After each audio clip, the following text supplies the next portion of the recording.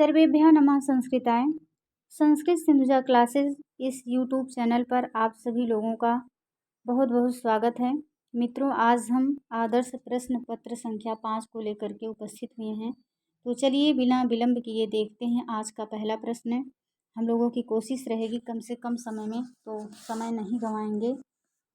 अभिज्ञान शाकुंतलम का मंगलाचरण है। ए है नमस्कारात्मक, बी है आशीर्वादात्मक, सी है वस्तु निर्देशात्मक, डी है ए और बी दोनों। तो अभिज्ञान शाकुंतलम का मंगलाचरण आशीर्वादात्मक है, सबको पता होगा। अष्टमूर्ति भगवान शिव की वंदना की गई है। अगला प्रश्न है, अभिज्ञान शाकुंतलम के चतुर्थ अंक का प्रारंभ होता है। ए है सूत्रधार से, बी है कर्ण से, सी है शुद्ध विस्कंभक से, डी है सभी से। तो किससे प्रारंभ होता है? शुद्ध विस्कंभक से प्रारंभ होता है। आपका विकल्प सी सही है, शुद्ध विस्कंभक। चलिए अगला प्रश्न है, वंशस्थ छंद में गणों का सही क्रम है।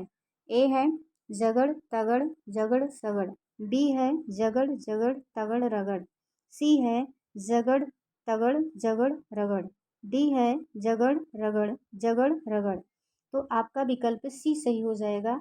आप लोगों को बताया गया है, किसी वीडियो में बताए थे, इसका ट्रिक है जत जर। तो जत जर इसमें आ रहा है विकल्प बी सी में। तो जगड़ तगड़ जगड़ रगड़ सही होगा। चलिए अगला प्रश्न है, अस्ति कश्चित वाग शेषा, उक्त किसकी है? ए है कालिदास, बी है विद्योत्मा, सी है अनुसुईया, डी है प्रियंवदा। तो यह उक्त किसकी है? विद्योत्मा की है। चलिए अगले प्रश्न पर चलते हैं। किरातार्जुनीयम इस पद में प्रयुक्त समास है। ए है अव्ययी भाव, बी है कर्मधारय, सी है द्विगु, डी है द्वंद्व। तो किरातार्जुनीयम में कौन सा समास है? द्वंद्व समास है। चलिए अगले प्रश्न पर चलते हैं। अगला प्रश्न है, भारत किससे प्रभावित थे? ए है कालिदास, बी है भवभूत, सी है माघ, डी है किसी से नहीं। तो भारत किससे प्रभावित थे? कालिदास से प्रभावित थे। आपका विकल्प ए सही है। अगला प्रश्न है, महाकवि भारव ने कुल कितने ग्रंथों की रचना की है? ए है 1, बी है 2, सी है 3, डी है 4। तो महाकवि भारव ने एकमात्र रचना किरातार्जुनीयम की रचना किए हैं। चलते हैं अगले प्रश्न पर। नाभ्यर्थितो जलधरो अपि जलम ददाति, सूक्त वाक्य उद्धृत है। ए है निशतकम, बी है मेघदूतम, सी है शाकुंतलम, डी है किरातार्जुनीयम। तो कहाँ से उद्धृत है यह सूक्त? नीच शतकम से उद्धृत है। चलिए अगले प्रश्न पर चलते हैं, प्रश्न संख्या 9 पर।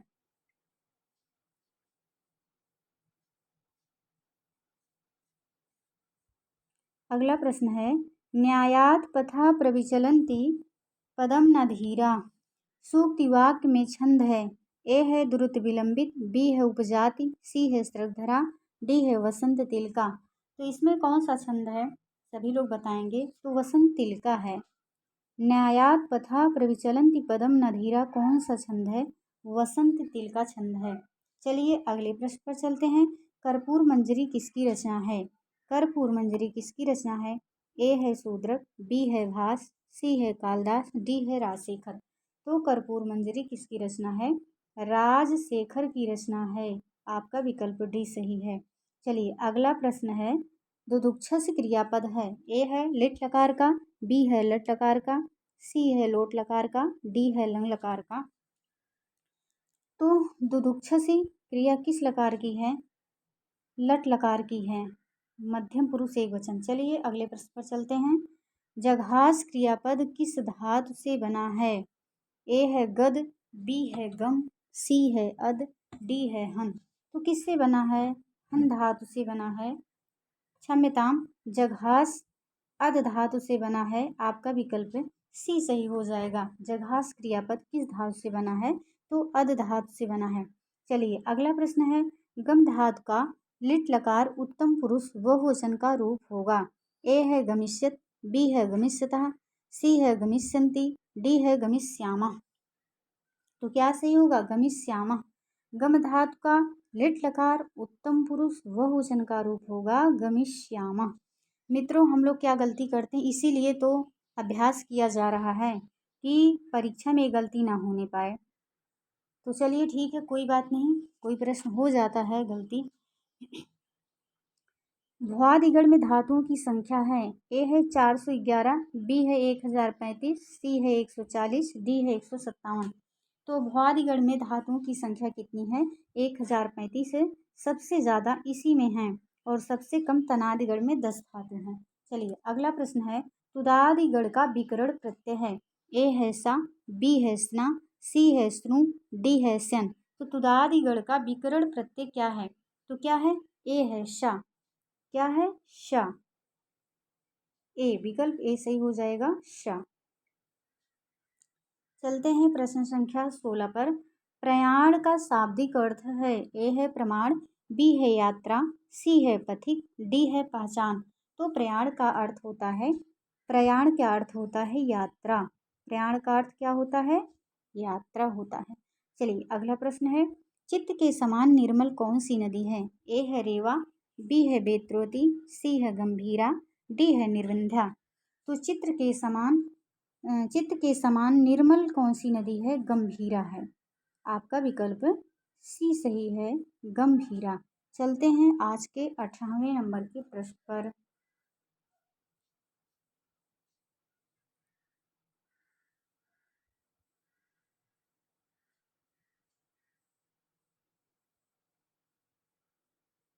आज का 18वां नंबर का प्रश्न है, मोघी कर्तुम चटुल सफरोद वर्तन प्रेक्षितानि प्रस्तुत पंक्ति में किस नदी का वर्णन किया गया है?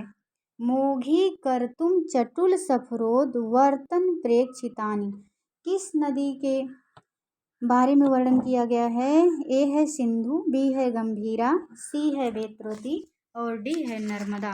तो किस नदी के बारे में कहा गया है? गंभीरा के बारे में कहा गया है।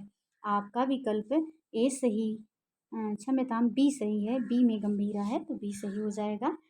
अगला प्रश्न है, मेघदूतम में कामचारी के रूप में किसका वर्णन है?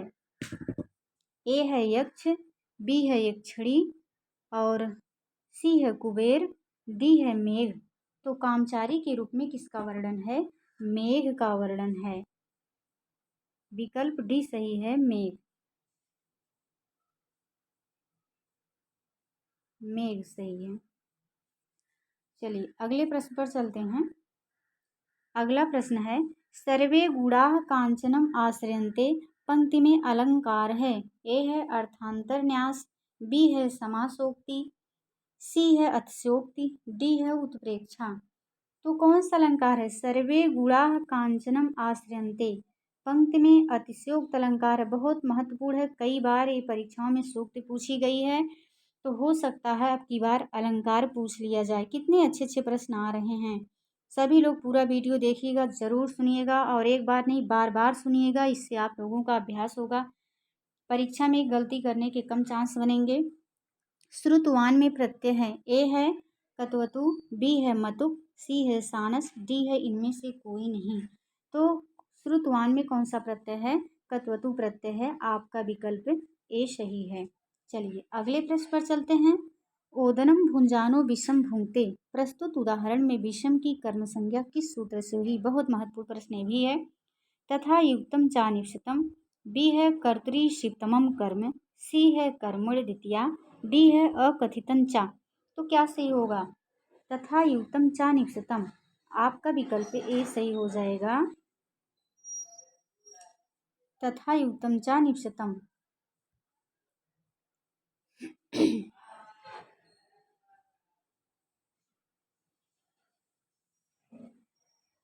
विकल्प ए सही। चलते हैं आज के प्रश्न संख्या 23 पर। दिवह कर्मचा सूत्र किस विभक्ति में पढ़ा गया है? ए है द्वितीया, बी है तृतीया, सी है चतुर्थी, डी है षष्ठी। तो किस में पढ़ा गया है? तृतीया में पढ़ा गया है। दिवह कर्मचा सूत्र तृतीया विभक्ति में पढ़ा गया है। आपका विकल्प बी सही हो जाएगा। चलते हैं प्रश्न संख्या 24 पर। महाराष्ट्र केसरी किसकी उपाधि है? ए है अंबिका दत्त व्यास, बी है गौर सिंह, सी है शिवाजी और डी है ए और बी दोनों। तो क्या हो सकता है? शिवाजी। शिवाजी के महाराष्ट्र केसरी उपाधि है। आपका विकल्प सी सही है। अगला प्रश्न है, प्राविशत क्रियापद में लकार है। ए है लंग, बी है लुंग, सी है लट, डी है विधिलिंग। तो कौन सा लकार है? लंग लकार है। प्राविशत में कौन सा लकार है? लंग लकार है। बहुत महत्वपूर्ण क्रिया है, लंग लकार है।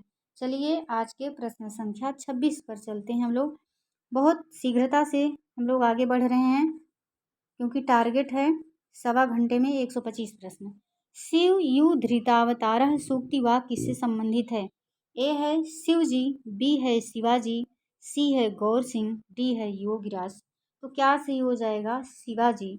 शिव यु धृतावतारः सूक्त किससे संबंधित है? शिवाजी से संबंधित है। चलते हैं आज के प्रश्न संख्या 27 पर।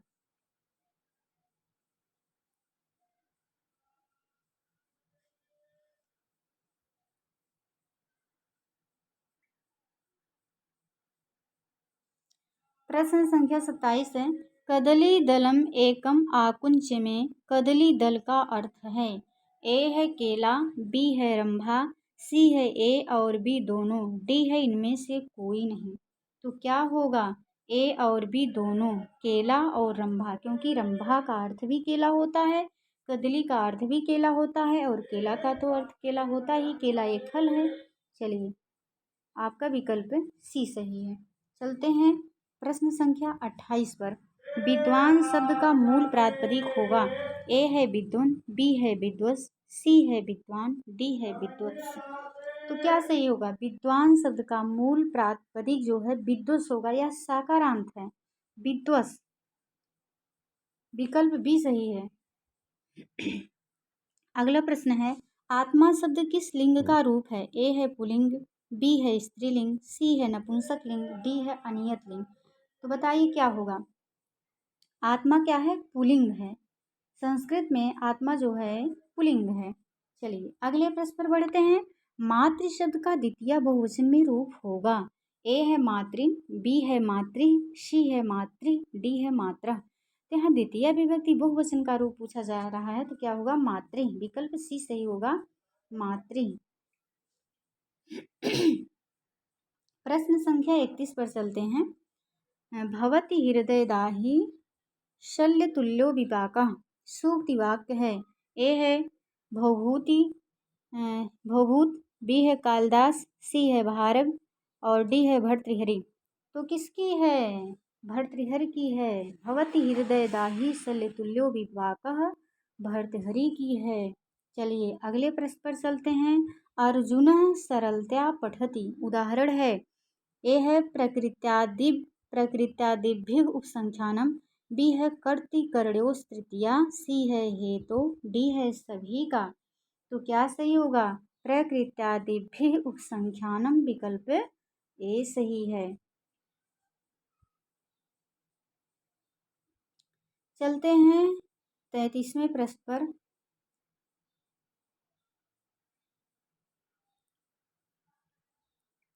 शिवाजी का गुप्तचर था। ए है वीरेंद्र सिंह, बी है मालश्री, सी है जय सिंह, डी है गौर सिंह। तो शिवाजी का गुप्तचर कौन था? गौर सिंह था। आपका विकल्प डी सही हो जाएगा। अगला प्रश्न है, योग पद अर्थ में किस समास के नियम प्रयुक्त होते हैं? योग पद अर्थ में किस समास में नियम प्रयुक्त होते हैं बताना है। किस में होते हैं? ए है द्विगु, बी है केवल और सी है कर्मधारय, डी है अव्ययी भाव। तो किस में होते हैं? आपका विकल्प डी सही हो जाएगा, अव्ययी भाव। अगला प्रश्न है, किसी शब्द पद या नाम को कहते हैं। ए है संज्ञा, बी है सर्वनाम, सी है सूत्र, डी है वार्तिक। तो क्या कहते हैं? संज्ञा। किसी शब्द पद या नाम को संज्ञा कहते हैं। चलिए आज के 36वें नंबर प्रश्न पर बढ़ते हैं हम लोग।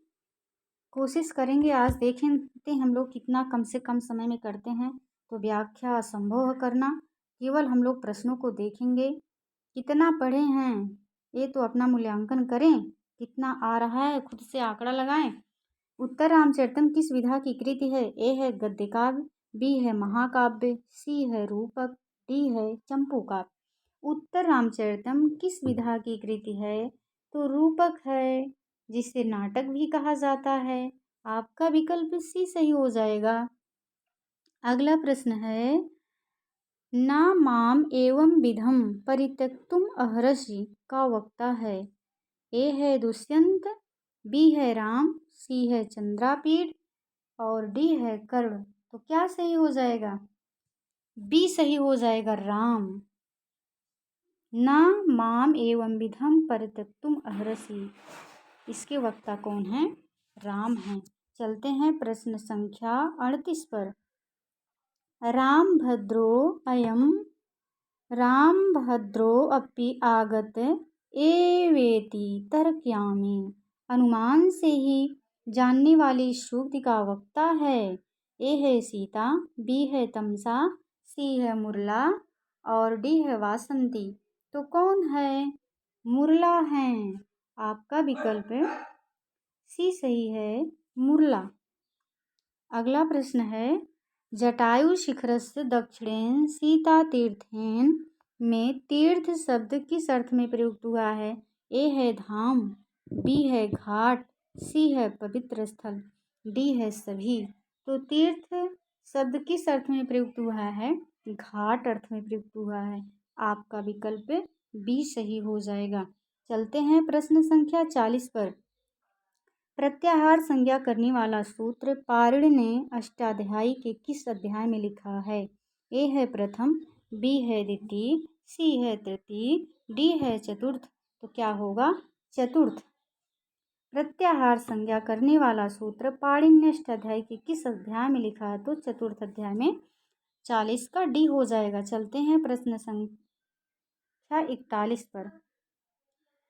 लकारः इस पद में कौन सी संधि है? ए है दीर्घ, बी है यड़, सी है परस्वर्ण और परस्वर्ण, डी है अयादि। तो कौन सी संधि है? लकारः।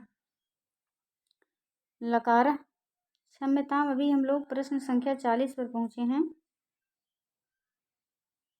हाँ, प्रश्न संख्या 40 का क्षम्यताम गलती से चतुर्थ बता दिए हैं, क्योंकि पाणिनि अष्टाध्यायी के प्रथम अध्याय में संज्ञा प्रकरण प्रथम अध्याय में ही है।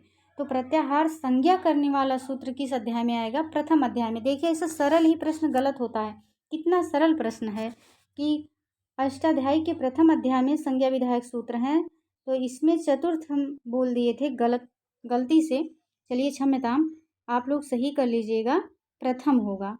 प्रत्याहार संज्ञा करने वाला सूत्र पाणिनि के अष्टाध्यायी के किस अध्याय में लिखा है? तो प्रथम अध्याय में लिखा है। ये फंसाने के लिए केवल दे दिया प्रत्याहार, जो क्योंकि जितने संज्ञा विधायक सूत्र हैं सब प्रथम में हैं। चलिए, प्रश्न संख्या 41 है, लकारा इस पद में कौन सी संधि है? लकारा, प्रश्न संख्या 41 है, लकारा इसमें कौन सी संधि है? ए है दीर्घ, बी है यड़ और सी है परस्वर्ण, डी है अयादि। तो कौन सी संधि है? यड़ संधि है। लकारा में कौन सी संधि है? यड़ संधि है। यड़ संधि में या व र ल आता है। अगला है, लोप संज्ञा करने वाला सूत्र कौन सा है? ए है अदर्शनम लोपः, बी है तस्य लोपः, सी है अनुबंध लोपः, डी है हलंत्यम। तो लोप संज्ञा करने वाला सूत्र पूछा जा रहा है। और ये प्रश्न आप लोग देख सकते हैं कि मॉडल पेपर कब का बना है, कितने साल पहले का ये है प्रश्नावली पुस्तक। यहाँ से कितना प्रश्न आया है? ये जीआईसी प्रवक्ता में भी पूछा गया है और आपकी जूनियर में भी पूछा गया है। लोप संज्ञा करने वाला सूत्र कौन सा है? तो कौन सा है? अदर्शनम लोपः है। लोप संज्ञा करने वाला सूत्र कौन सा है? अदर्शनम लोपा है। बहुत महत्वपूर्ण प्रश्न है। चलिए, अगला प्रश्न है, भास के नाटकों की संख्या कितनी है? ए है 14, बी है 12, सी है 13 और डी है केवल स्वप्नवासो दत्तम है, यानी कि। तो कितने नाटक हैं भास के? 13 नाटक हैं। कितने नाटक हैं? 13 नाटक हैं। अगला प्रश्न है, पाणिनि के अनुसार प्रातिपदिक का लक्षण है? ए है हलंत्यम, बी है तुल्यास प्रत्यनम और सी है अद्यांतो टक्तो, डी है अर्थवत धातुर अप्रत्यय। तो पाणिनि के अनुसार प्रातिपदिक संज्ञा करने वाला हाँ प्रातिपदिक का लक्षण है, तो अर्थवत धातुर अप्रत्यय। आपका विकल्प डी सही हो जाएगा। चलिए प्रश्न संख्या 45 पर बढ़ते हैं।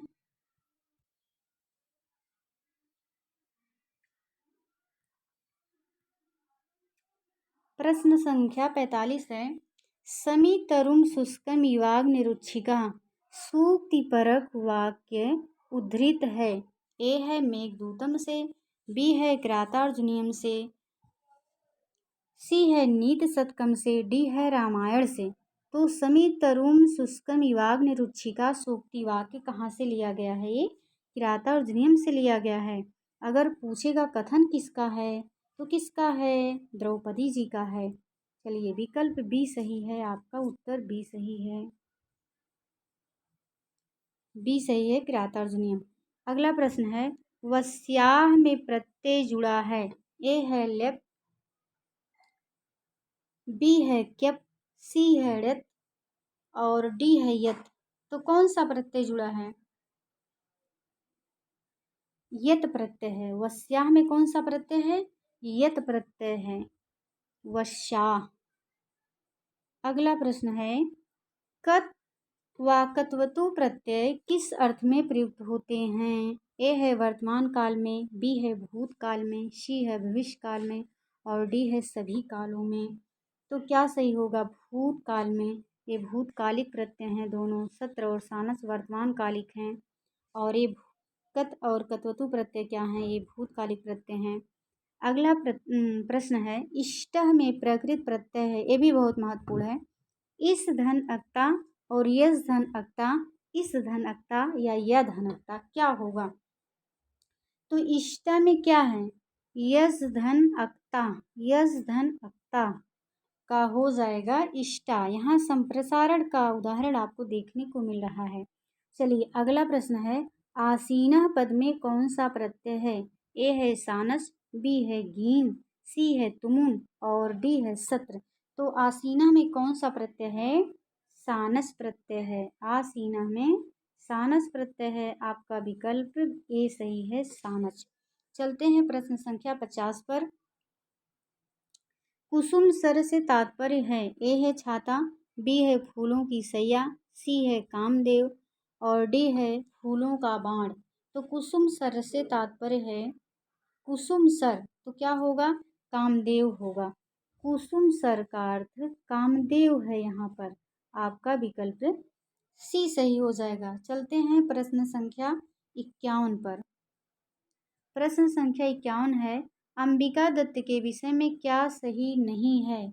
ए है इनके पूर्वज राजस्थान के रहने वाले थे, बी है इन्होंने लगभग 78 रचनाएं लिखी हैं, सी है इनका विवाह 13 वर्ष की उम्र में हो गया था, डी है इन्होंने अपना जीवन परिचय शिवराज म्यूजियम में दिया है। तो क्या सही होगा?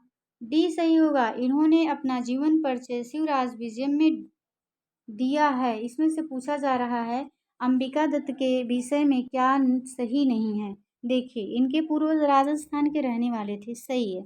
इन्होंने लगभग 78 रचनाएं लिखी है, सही है। इनका विवाह 13 वर्ष की उम्र में हो गया था, सही है। इसमें गलत पूछा गया है, तो गलत क्या है? इन्होंने अपना जीवन परिचय शिवराज म्यूजियम में दिया है, जबकि नहीं दिए हैं। तो यही आपका सही होगा। अगला प्रश्न है, अंबिका दत्त व्यास को विशुद्धानंद जी ने कौन सी उपाधि दी? ए है सुकवि और बी है शतावधान, सी है व्यास, डी है घटिका शतक। तो क्या सही होगा? व्यास, अंबिका दत्त व्यास को विशुद्धानंद जी ने कौन सी उपाधि दी थी? व्यास की उपाधि दी थी। आपका विकल्प सी सही हो जाएगा, व्यास। आज का 53वें नंबर का प्रश्न है, माँ अस्म कश्चिद कश्चिदी तरह स्रोसीत का वक्ता है। ए है योगीराज, बी है ब्रह्मचारी गुरु, सी है शिवाजी, डी है गौर सिंह। तो 53 का क्या सही हो जाएगा? माँ अस्म कश्चिदी तरह स्रोसीत का वक्ता ब्रह्मचारी गुरु हैं। आपका विकल्प बी सही हो जाएगा, ब्रह्मचारी गुरु। चलते हैं आज के 54वें नंबर के प्रश्न पर।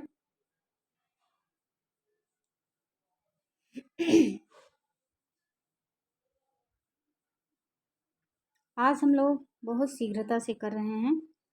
प्रतिदिन करते थे, ज़्यादा समय लग जाता था। जितना लक्ष्य बना के चलते थे हम लोग, तो आज भगवान करे हम लोग अपने लक्ष्य को पूरा कर लें। चलिए, प्रश्न है, हीने सूत्र किस विभक्ति से संबंधित है? ए है तृतीया, बी है पंचमी, सी है द्वितीया और डी है सप्तमी। तो हीने सूत्र किस विभक्ति से संबंधित है? द्वितीया से है। आपका विकल्प सी सही है, द्वितीय विभक्ति। कौन सा वाक्य शुद्ध नहीं है?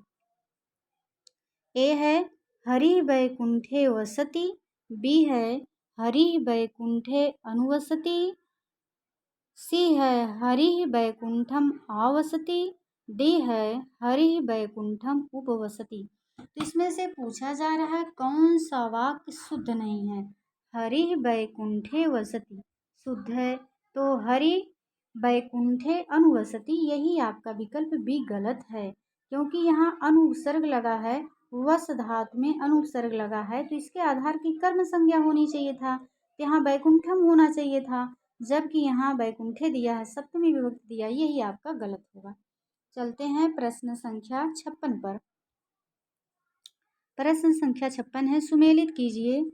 इसमें से सुमेलित करना है। चलिए सुमेलित करते हैं हम लोग। एक तरफ शब्द दिया है और दूसरी तरफ प्रत्यय दिया है, नदी, वैदी, गोपी, शिखंडी। दूसरी तरफ प्रत्यय है गीन, गीप, इन, गीस। तो बताइए किसमें कौन सा प्रत्यय है? चलिए, पहला नदी है तो हम लोग नदी को ही देखते हैं। नदी में कौन सा प्रत्यय है? नदी में घी प्रत्यय है। जो लोग पूरा प्रश्न पत्र देख रहे हैं उनको सारा प्रश्न मिल रहा है। नदी का बताया गया है, प्रश्न हम लोग किए हैं, आंखों के सामने से गुजरा है। जो आंखों के सामने से गुजरा प्रश्न है वो नहीं गलत होना चाहिए। तो वैदी में कौन सा प्रत्यय है? वैदी में गीन प्रत्यय है। गोपी, गोपी में कौन सा प्रत्यय है? गीस प्रत्यय है। तो एक बच रहा शिखंडी, शिखंडी में इन प्रत्यय है। किसी का गलत नहीं होना चाहिए। नदी में गीप, वैदी में गीन, गोपी में गीस, शिखंडी में इन। चलिए आगे बढ़ते हैं। आप लोग सही कर लेंगे। अब कुट इत संज्ञा योगत्वम। ए है नलोपत्वम, बी है अनुबंधत्वम, सी है हलंत्यम, डी है अस्मद उत्तमा। तो 57 का क्या सही होगा? इत संज्ञा योगत्वम अनुबंधत्वम। आपका विकल्प बी सही होगा, अनुबंधत्वम। चलिए, आज का 58 नंबर का प्रश्न है, उसको खाना खाना चाहिए, इसका सही संस्कृत रूपांतर है। ए है तम भोजनम खादेत, बी है सह भोजनम खादेत, सी है तेन भोजनम खादेत, डी है ते भोजनम खादेयु। तो क्या सही होगा? प्रश्न संख्या 58 का क्या सही होगा? सह भोजनम खादेत, यानी कि उसे भोजन खाना चाहिए, उसको भोजन खाना चाहिए।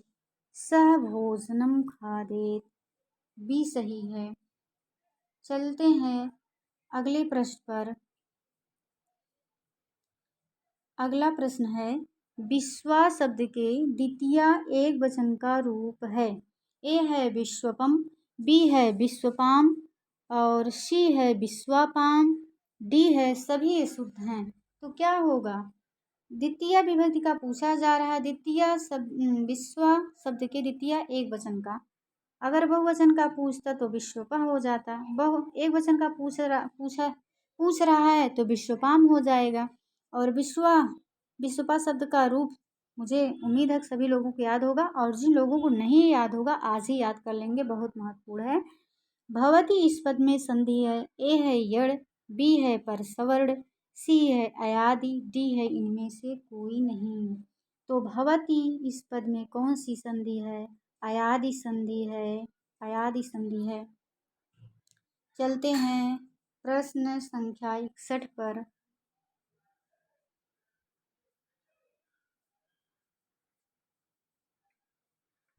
आज संधि का उदाहरण नहीं है। ए है वसंत ऋतु, बी है क्रिकारः, सी है सदाचारः, डी है कोई नहीं।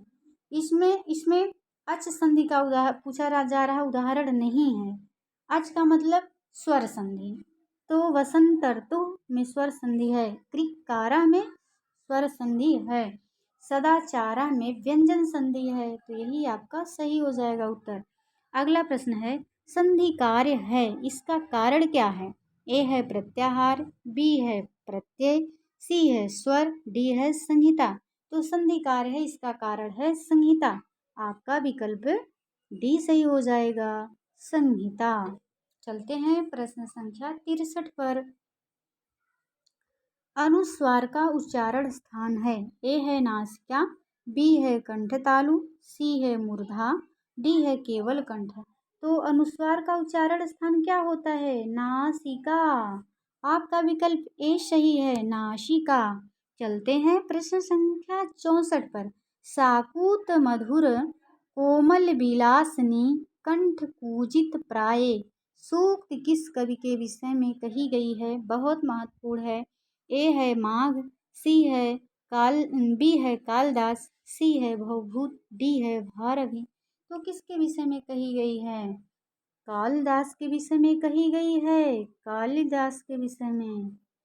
कालिदास नहीं शुद्ध है, शुद्ध कालिदास है, लेकिन बोलते समय वो ऐसा निकल ही जाता है कि कालिदास, कालिदास नहीं कालिदास, तो इसीलिए हम शीघ्रता में बोलते हैं कालिदास। चलिए अगला प्रश्न है, प्रियाणुवंशंत अस्भिः समीहुतुम में वर्णन है। ए है अर्जुन के पराक्रम का, बी है बनेश्वर के ज्ञान का, सी है दुर्योधन के राज्य का, डी है दुर्योधन के योद्धाओं का। तो किसका वर्णन है? प्रियाणुवंशंत अस्भिः समीहितुम, दुर्योधन के योद्धाओं का वर्णन किया गया है इसमें। आपका विकल्प डी सही है। चलते हैं प्रश्न संख्या 66 पर। लेखन दृष्टि अथवा रचना दृष्टि से कौन चारों में अलग हैं? ए है कालिदास, बी है भवभूत, सी है भारवी और डी है श्रीहर्ष। इसमें से बताइए कौन सबसे भिन्न है? कालिदास, भारवी, श्रीहर्ष। तो अलग कौन है इसमें? भवभूत ही हैं। आपका विकल्प बी सही है, भवभूत। चलते हैं अगले प्रश्न पर। अगला प्रश्न है, सुमेलित कीजिए। अब इधर दिया है ग्रंथ और इधर दिया विदूषक, तो सभी लोग बताएंगे। अभिज्ञान शाकुंतलम का विदूषक कौन है? माधव्य है। बहुत एकदम घिसा पिटा प्रश्न है, बहुत सारी परीक्षाओं में पूछा जा चुका है और पूछा जाने वाला भी है। फिर है विक्रमोर्वशीयम, विक्रमोर्वशीयम का विदूषक कौन है? माणवक है, तो 3 से मिलाएंगे। फिर रत्नावली, रत्नावली का विदूषक वसंतक है। मृच्छकटिकम, मृच्छकटिकम का मैत्रेय है। मृच्छकटिकम मैत्रेय दोनों का नाम मिल रहा है। रत्नावली का वसंतक, विक्रमोर्वशीयम का माणवक। यहाँ देखिए कालिदास का ये विक्रमोर्वशीयम नाटक जो है बड़ा है, नाम तो बड़ा लग रहा है, माळवक भी बड़ा लग रहा है, तो विक्रमोर्वशीयम माळवक यही भूलता है अक्सर, बाकी तो सब याद ही रहते हैं। चलते हैं आज के अगले प्रश्न पर। आज का एक किस नंबर का था? 67 नंबर का था। चलते हैं 68 नंबर के प्रश्न पर।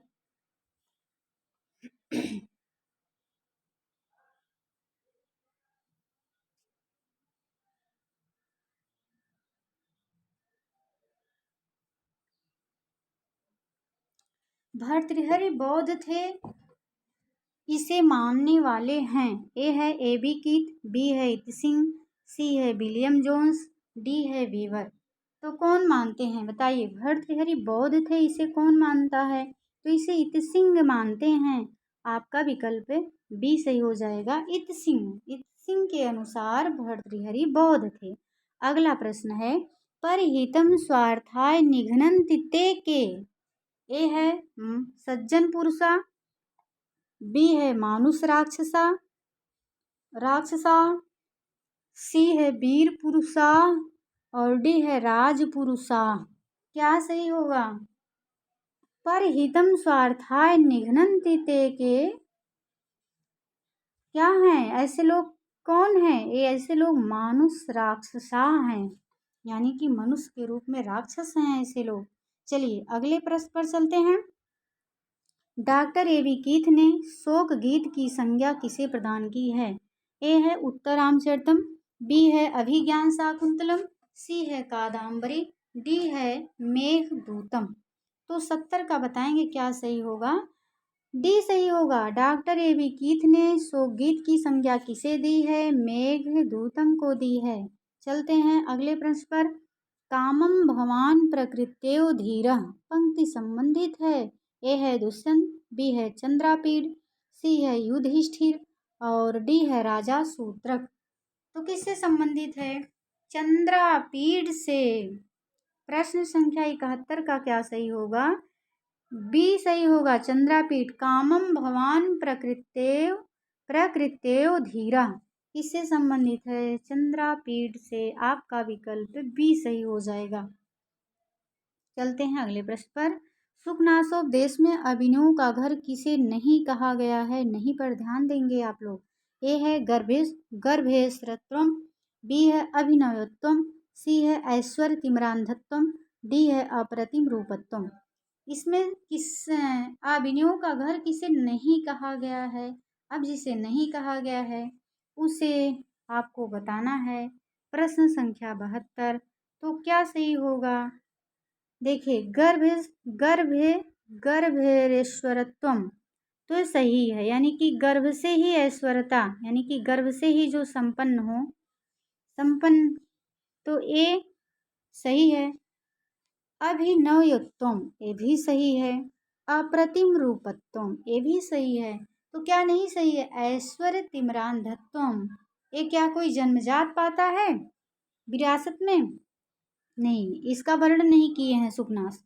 यही आपका उत्तर हो जाएगा।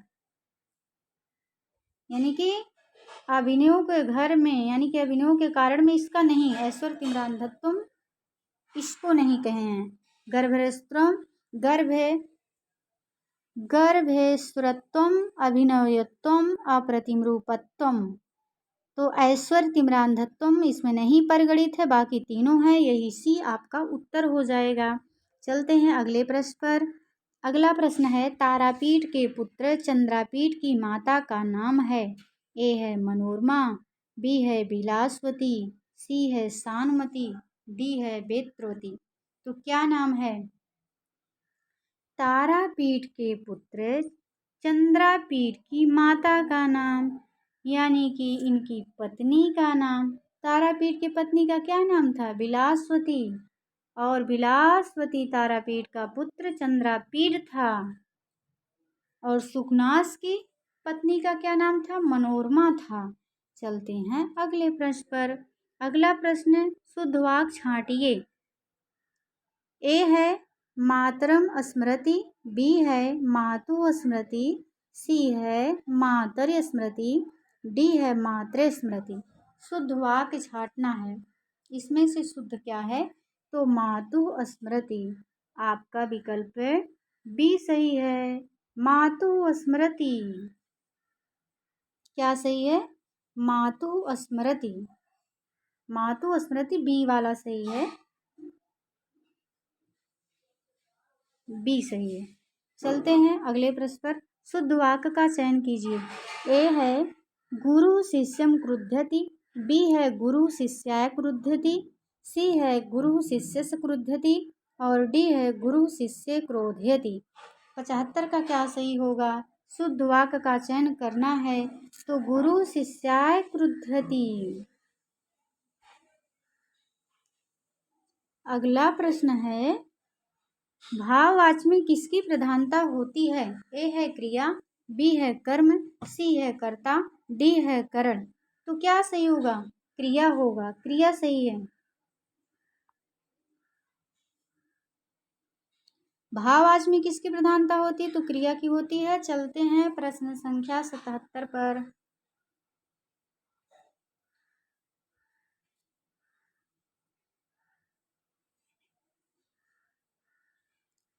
तेन अहम दृश्य का कर्तृवाच्य होगा। ए है स अहम पश्यामि, बी है तेन अहम दृश्यते, सी है सह माम पश्यति, डी है सह माम दृश्यते। तो क्या सही होगा? सह माम पश्यति।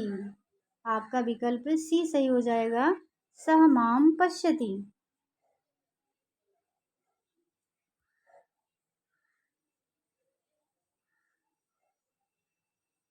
सह माम पश्यति। तेन अहम दृश्य का सह माम पश्यति सही होगा कर्तृवाची में। चलिए अगला प्रश्न है, कादम्बरी विभक्त है, ए है भागों में, बी है अंकों में, सी है विरामों में, डी है उच्छ्वासों में।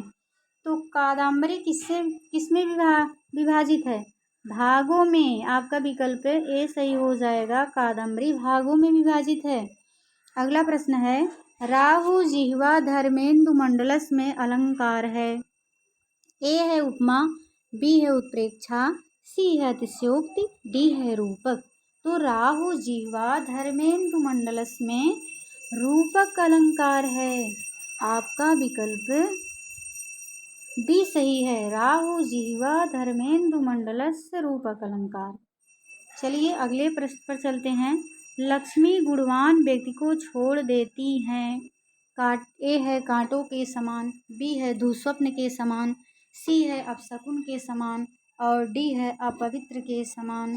तो लक्ष्मी गुणवानों को किसके समान छोड़ती हैं? गुणी व्यक्ति को अपवित्र के समान छोड़ती हैं। आपका विकल्प डी सही हो जाएगा, यानी कि गुणवान को लक्ष्मी अपवित्र मानती हैं। अगला प्रश्न है, सेवा धर्मः परम गहनो योगिनाम अपिगम्यः। सूक्ति वाक्य है। ए है निशतकम, बी है मुद्रा राक्षसम, सी है विज्ञान शाकुंतलम, डी है ग्रातार्जुनीयम। तो क्या सही होगा? 81 का ए सही होगा, नीति शतकम। अगर इसमें छंद पूछी गई सूक्ति है भाई परीक्षाओं में, आप लोग पुराना पेपर उठा के देख लीजिए। सेवा धर्म परम गहनो योगिनाम अपिगम्य, तो किससे है? निशतकम से है, भर्तृहरि की उक्ति है। छंद पूछेगा तो मंदाक्रांता। सेवा धर्म परम गहनो योगिनाम अपिगम्य। चलिए अगला प्रश्न है, वारंगनेव नृपनीतिर अनेक रूपा में वारांगना शब्द का अर्थ है। ए है वेश्या, बी है रूपा जीवा, सी है गणिका, डी है उपर्युक्त सभी। तो क्या होगा? उपर्युक्त सभी होगा। आपका विकल्प डी सही है, वारांगना। यानी कि वेश्या के देखिए आपको कितने नाम मिले, वेश्या, वारांगना, गणिका, रूपा जीवा, यानी कि चारों नाम वेश्या के ही हैं। वेश्या, वारांगना, गणिका, रूपा जीवा। चलिए अगले प्रश्न पर चलते हैं। व्यालम का शाब्दिक अर्थ होगा, ए है सर्प, बी है दुष्ट हाथी, सी है ए तथा बी दोनों, डी है कोई नहीं। तो क्या होगा? सी होगा। आपका विकल्प सी होगा, ए और बी दोनों। व्यालम का मतलब सर्प भी होता है, दुष्ट हाथी भी होता है। अगर पंक्ति दे करके पूछा गया होता तो वहाँ पर निशतकम में आया ना, व्यालम बाल मृणालम तंतु भी रसो, तो वहाँ दुष्ट हाथी होता, लेकिन यहाँ पंक्ति तो दिया नहीं है, केवल पूछा है व्यालम का शाब्दिक अर्थ, तो सर्प भी होगा और दुष्ट हाथी भी होगा। आपका विकल्प सी सही हो जाएगा।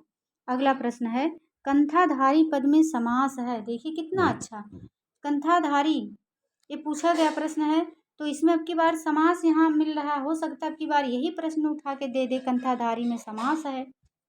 ए है उपपद तत्पुरुष, बी है कर्मधारय, सी है बहुब्रीहि और डी है अव्ययी भाव। तो कंथाधारी में कौन सा समास है? उपपद तत्पुरुष समास है। कंथाधारी में उपपद तत्पुरुष समास है। आपका विकल्प ए सही हो जाएगा।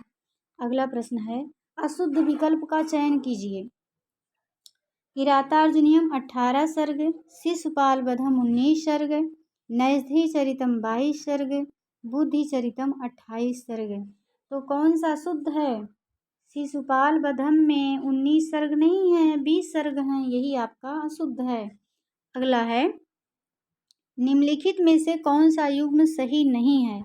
ए है मृच्छकटिकम, बी है शूद्रक, सी है बेड़ी संहारम, डी है भट्ट नारायण, सी है मुद्रा राक्षसम और डी है राज तरंगड़ी। और इधर जो है आपका रचना है, इधर रचनाकार है, मिलाना है।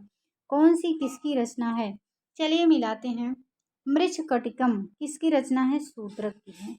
बेड़ी संहारम भट्ट नारायण, इसमें पूछा है कौन सा युग्म सही नहीं है, तो चलिए मुद्रा राक्षस विशाख दत्त, ये भी सही है।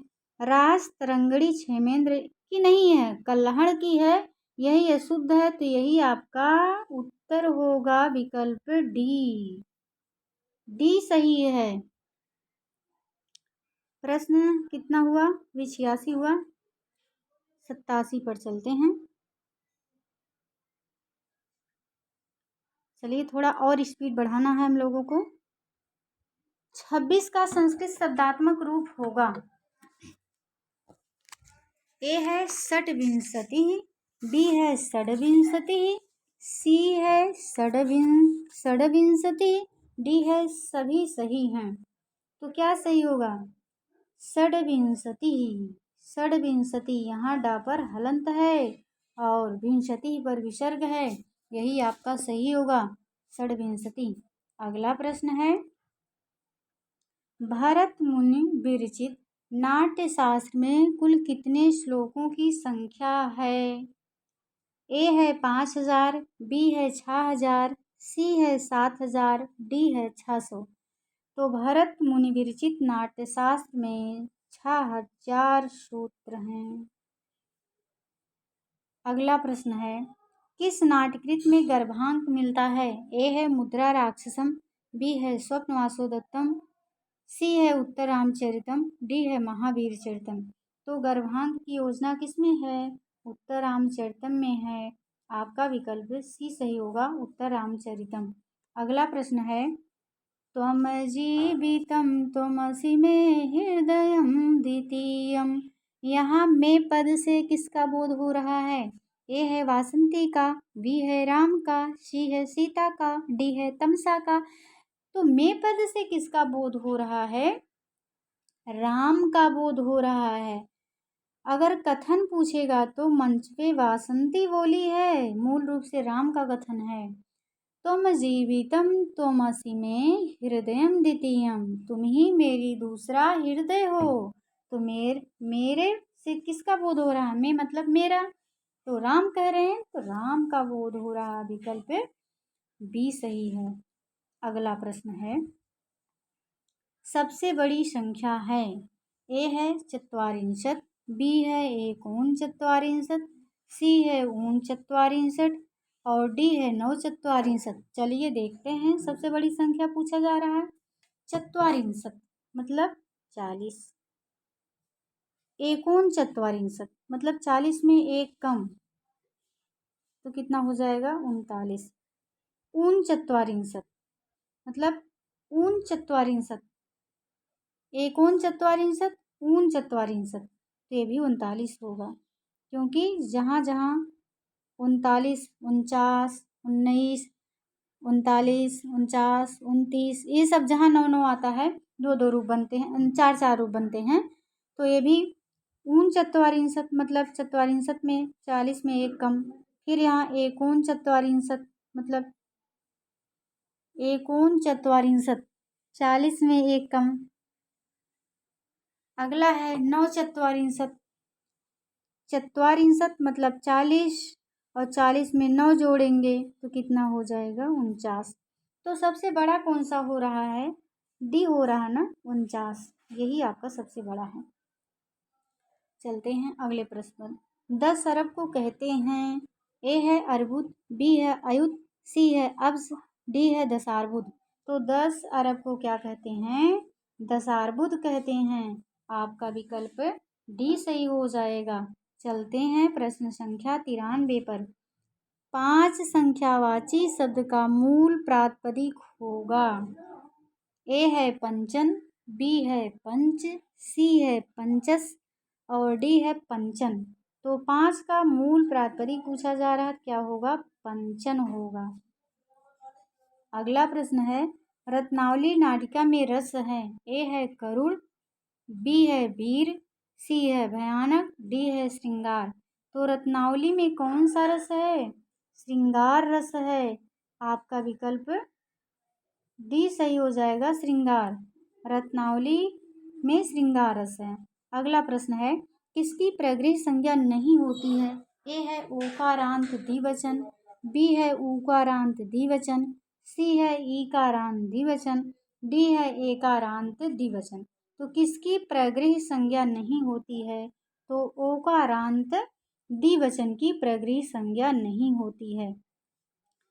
ईदु देव द्विवचनम, यानी कि उकारांत की होती है, ईकारांत की होती है, एकारांत यानी कि उकारांत द्विवचन हो, एकारांत द्विवचन हो, ईकारांत द्विवचन हो तो उसकी प्रगृह संज्ञा होगी। ओकारांत द्विवचन होगा तो उसकी प्रगृह संज्ञा नहीं होगी। चलते हैं प्रश्न संख्या 96 पर।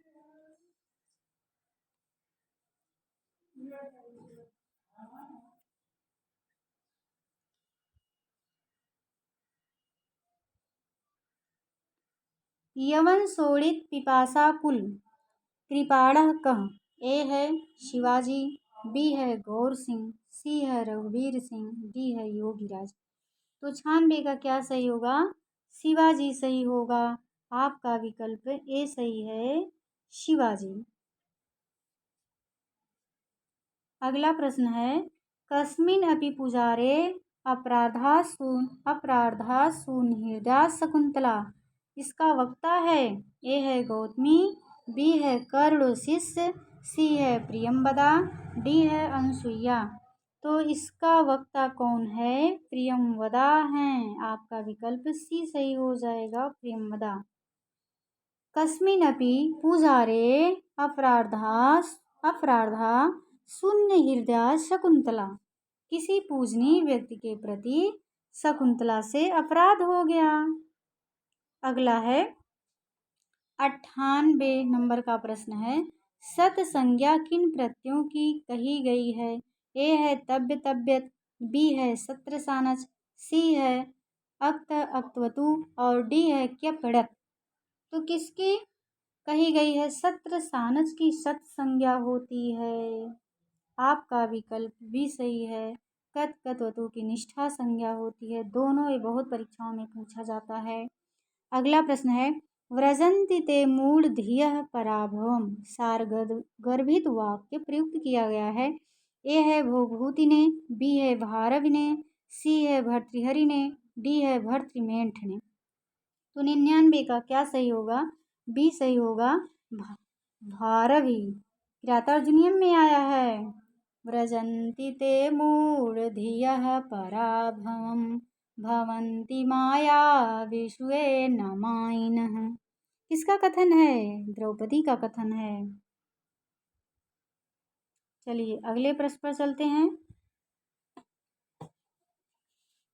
विकल्प 2 कॉलम दिए गए हैं, एक कॉलम को बी कॉलम से मिलाना है। इधर है रसाभ्याम नोढ़ समान पदे पूर्व पदार्थ संज्ञायाम गह अटकुप्यांग नुम व्यवाये अपि कुमति च। इधर है रामायणम वर्ष भोगेड़ चतुर्णाम अक्षौड़ी। मतलब कि सूत्र से कौन सा इसमें से पद सिद्ध हुआ है ये बताना है आप लोगों को। तो रसाभ्याम नोढ़ा समान पदे से क्या सिद्ध हुआ है? चतुर्णाम, रसाभ्याम नोढ़ा समान पदे चतुर्णाम पूर्व पदार्थ संज्ञायाम गह अक्षौड़ी। फिर है अटकुप्यांग नुम्बवाये अपि, अटकुप्यांग नुम्बवाये अपि किस, इससे क्या है? रामायणम। क्या है? रामायणम। कुमतिचा वर्ष भोगेड़। तो देखते हैं किस ऑप्शन में मिल रहा है। अगर आप लोगों को इसके बारे में डिटेल में देखना है, रसाभ्याम नोढ़ा समान पदे और अटकुप्यांग नुम वाय अपि, ये 2 सूत्र तो बाबूराम सक्सेना में नहीं मिलेंगे, ये भी नहीं मिलेगा। बाकी ए और ए मिलेगा तो यहाँ समयाभाव के कारण व्याख्या नहीं करेंगे। आप लोग बाबूराम सक्सेना में पेज संख्या 57 पर जा करके अपने शंका का समाधान कर सकते हैं। तो चलिए अगला आप लोग मिला लेंगे कोड। जब हम लोग सही सही मिला लिए तो कोड उसमें से छांट लेंगे। चलिए 101 प्रश्न संख्या 101 सुमेलित कीजिए। कुंद पूर्वक केतकी सीरीज। इधर रंग दिया है सफ़ेद, पीला, हरा, लाल। अब मिलाना है कौन सा फूल किस रंग का होता है। अब सभी लोग मिलाएंगे।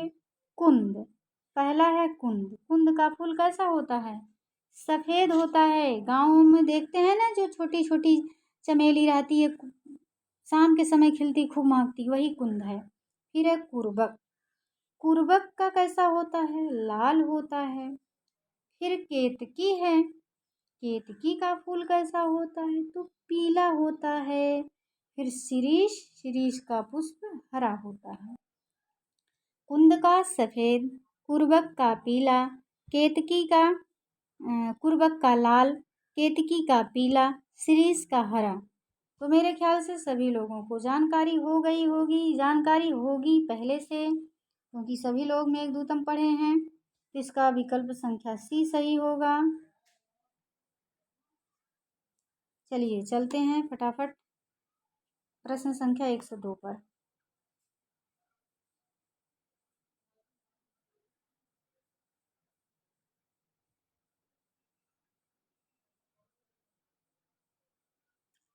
प्रश्न संख्या 102 है, अभिज्ञान शाकुंतलम का ऐसा कौन सा अंक है जिसमें राजा दुष्यंत का वर्णन नहीं है।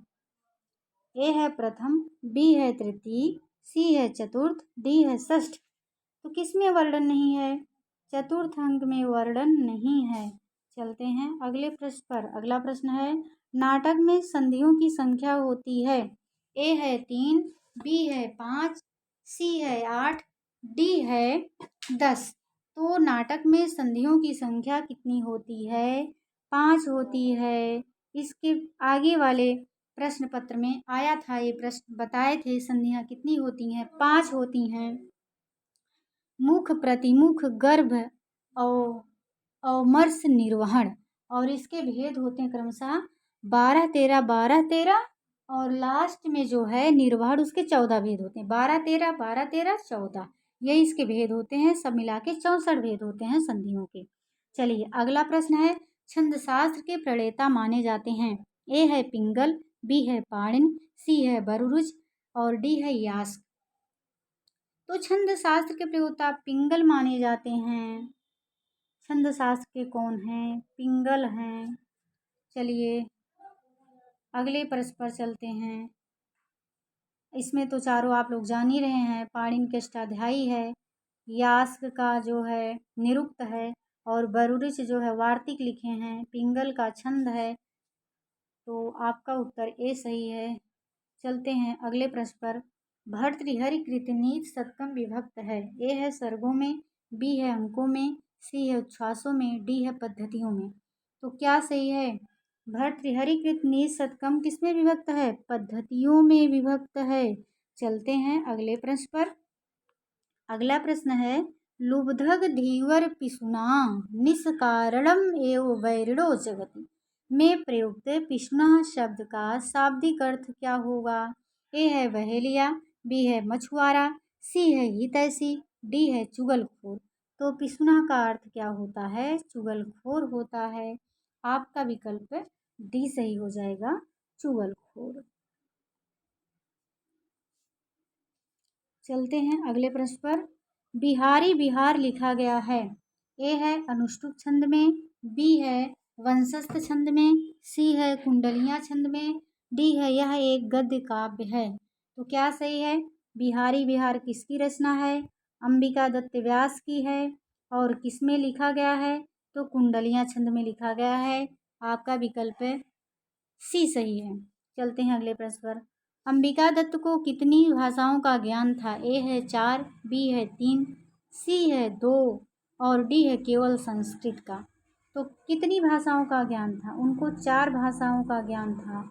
और हम क्या हैं? हम लोग क्या हैं? एक भाषा नहीं पढ़ पा रहे हैं, एक भाषा 2 भाषा नहीं पढ़ पा रहे हैं। तो सीखना चाहिए इन लोगों से। चलिए अगला प्रश्न है, दिक्कालाद नवछिन्ना अनंत चिन्ह मात्र मूर्तये मंगल सूचक वाक्य है। ए है कादम्बरी का, बी है नीच शतकम का, सी है वाक्पदीयम का, डी है मालती माधवम का। तो किसका है? नीत शतकम का है आपका विकल्प बी सही हो जाएगा। चलते हैं प्रश्न संख्या 110 पर। अनर्घ राघव रचना है। ए है नाटक, बी है महाकाव्य, सी है कथा और डी है खंड काव्य। तो अनर्घ राघव क्या है? नाटक है। आपका विकल्प ए सही है। अनर्घ राघव नाटक है। चलते हैं प्रश्न संख्या 111 पर।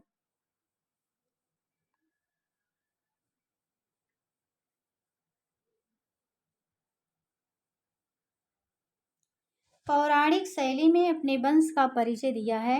ए है भारव ने, बी है सुघोष ने, सी है बाणभट्ट ने और डी है पाणिनि ने। तो पौराणिक शैली में अपने वंश का परिचय दिया है बाणभट्ट ने। आपका विकल्प सी सही हो जाएगा, बाणभट्ट। चलिए अगला प्रश्न है,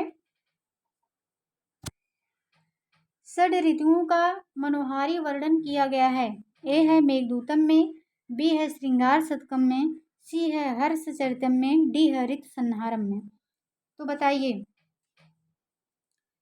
किसमें हुआ है? ऋतु संहारम में हुआ है। ऋतु संहारम किसकी रचना है? कालिदास की रचना है। इसमें लगभग 144 श्लोक हैं।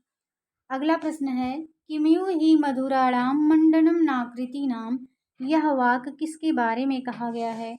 ए है सीता, बी है शकुंतला, सी है कादम्बरी, डी है मेनका। तो किसके बारे में कहा गया है? शकुंतला के बारे में कहा गया है। अगर कथन पूछेगा किसका है तो राजा का है, राजा दुष्यंत का है। अगले प्रश्न पर चलते हैं, धारे रुत्तमर्णा सूत्र किस कारक के साथ संबंधित है? ए है संप्रदान, बी है अपादान, सी है कर्म कर्म करण दोनों, डी है अधिकरण। तो धारे रुत्तमर्णा जो है संप्रदान कारक से संबंधित है। जो ऋणदाता होता है उसकी संप्रदान संज्ञा होती है। चलिए अगला प्रश्न है, प्रश्न संख्या 115 है, वपुषा चतुर्भुजा वाक्य में वपुषा में तृतीया विभक्ति किस सूत्र से हुई है? ए है कर्तिकर्णेश तृतीया, बी है एनांग विकारा, सी है हेतो, डी है इत्थम भूत लक्षणे। तो किससे हुई है? इत्थम भूत लक्षणे। वपुषा चतुर्भुजा में वपुषा में तृतीया विभक्ति इत्थम भूत लक्षणे से हुई है। चलते हैं अगले प्रश्न पर। अभी या सर्व उपसर्ग पूर्वक तस् प्रत्यांत के योग में कौन सी विभक्ति होती है? 116 का क्या होगा? ए है षष्ठी, बी है पंचमी, सी है तृतीया, डी है द्वितीया। अभी या सर्व उपसर्ग पूर्वक तस् प्रत्यांत के योग में कौन सी विभक्ति होती है? तो द्वितीय विभक्ति होती है, द्वितीया। अगला प्रश्न है, एनप प्रत्यांत शब्द का एनप प्रत्यांत शब्द का जिस शब्द से संबंध होता है उसमें विभक्ति होती है। ए है द्वितीया, बी है षष्ठी, सी है द्वितीया या षष्ठी, डी है पंचमी। तो 117 का सी सही हो जाएगा, द्वितीया या षष्ठी। चलिए अगले प्रश्न पर चलते हैं, वितरति गुरु प्राज्ञे विद्याम यथेयो यथा जड़े का वक्ता है। ए है आत्रेयी, बी है वासंती, सी है तमसा और डी है मुरला। तो क्या सही होगा? आत्रेयी हैं। वितरति गुरु प्राज्ञे विद्याम यथेयो तथा जड़े किसका कथन है? आत्रेयी का है। अब चलते हैं हम लोग प्रश्न संख्या 119 पर। रीति संप्रदाय के प्रवर्तक बताना है। ए है भामह, बी है वामन, सी है कुंतक और डी है उपर्युक्त सभी। तो रीत के कौन हैं? रीत के वामन जी हैं। आपका विकल्प बी सही हो जाएगा, वामन। चलिए अगले प्रश्न पर चलते हैं, संस्कृत नाट्य शास्त्र में उपरूपक के कितने भेद बताए गए हैं? ए है 10, बी है 14, सी है 18, डी है 22। संस्कृत नाट्य शास्त्र में उपरूपक के कितने भेद बताए गए हैं? तो 18। ये भी प्रश्न बताया गया है आप लोगों को। जब पूरा वीडियो देखेंगे सभी तो मिल जाएगा। चलिए अगला प्रश्न है, सखी शब्द की कौन सी संज्ञा होती है? ए है घी संज्ञा, बी है नदी संज्ञा, सी है घू संज्ञा, डी है घ संज्ञा। तो सखी शब्द की कौन सी संज्ञा होती है? सखी शब्द की कौन सी संज्ञा होती है? तो नदी संज्ञा होती है। आपका विकल्प बी सही हो जाएगा। चलते हैं प्रश्न संख्या 122 पर। सखी शब्द की नदी संज्ञा होती है। चलते हैं प्रश्न संख्या 122 पर। रक्ष धातु के योग में कौन सी विभक्ति होती है? ए है चतुर्थी, बी है पंचमी, सी है षष्ठी, डी है सप्तमी। तो रक्ष धातु के योग में पंचमी विभक्ति होती है। जिससे रक्षा की जाए तो उसमें पंचमी विभक्ति लगती है। अगला प्रश्न है प्रश्न संख्या 123। मालती माधव रूपक के प्रकार का नाम है। ए है प्रकरण, बी है नाटक, सी है अंक, डी है ईहामृत। तो क्या है? मालती माधवम जो है 10 अंकों का प्रकरण है। जब नाटक में 10 अंक हो जाते हैं तो उसे प्रकरण कहा जाता है। चलिए अगला प्रश्न है, उपनिषदों का अनुवाद फारसी भाषा में किसने करवाया था? ए है अकबर ने, बी है औरंगजेब ने, सी है शाहजहां ने, डी है दारा शिकोह ने। तो किसने करवाया था?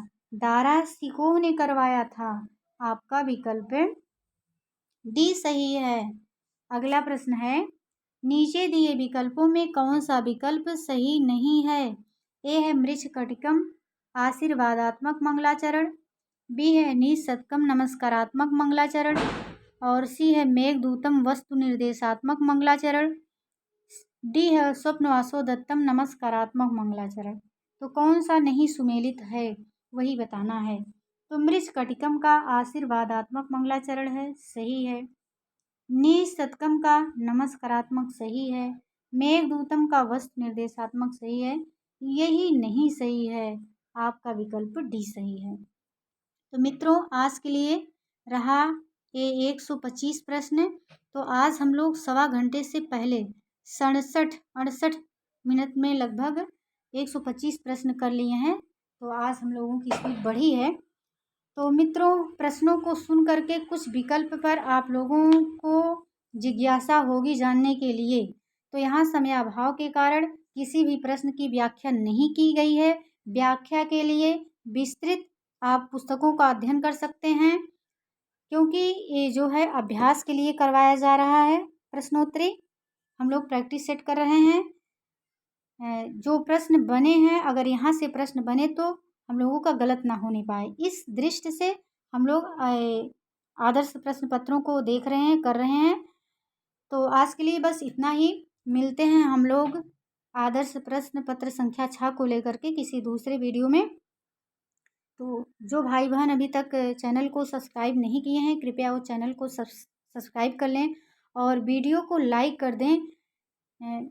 मित्रों बहुत परिश्रम से बनाते हैं, कम से कम इतना तो समझना चाहिए, डाटा खर्च होता है, इतनी एनर्जी खर्च होती है, PDF बनाओ फिर एनर्जी खर्च करो, अपलोड करना, सारी चीज़ें होती हैं। तो आप लोग समझ सकते हैं लाइक करने में कोई पैसा नहीं जाता, आप लोगों का कोई परिश्रम नहीं जाता है। बस हम तो यूट्यूब पर अगर कोई वीडियो देखते हैं तो लाइक तो पहले कर देते हैं, ज़रूर कर देते हैं। हम सोचते हैं इसमें मेरा क्या खर्च हो जा रहा है, अगले का मनोबल बढ़ेगा, उत्साह बढ़ेगा, तो इससे क्या होने वाला है। तो ठीक है, मुझे उम्मीद है आप लोग भी लाइक करेंगे। अगर आप लोगों का कोई सुझाव हो वीडियो से संबंधित तो कमेंट बॉक्स में अवश्य लिखेंगे, मेरा मार्गदर्शन करेंगे।